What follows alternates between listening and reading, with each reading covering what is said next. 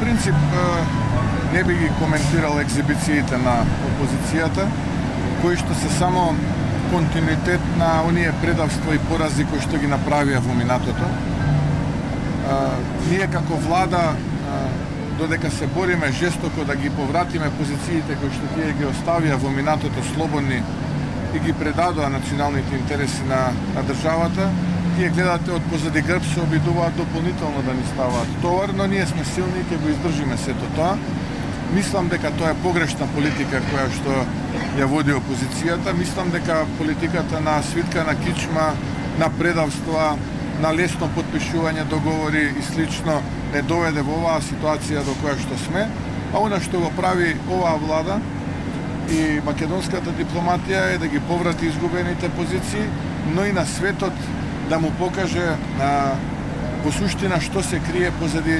сето она кое што порано беше кажувано како едноставна работа, само да се промени уставот и завршено е све, готово, мед ке почне и млеко да тече по улиците,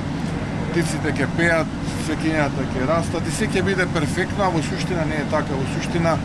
многу длабок е проблемот и ние само малку загребавме на површината, све излезе, така што може и светот и македонските граѓани да видат за што станува збор.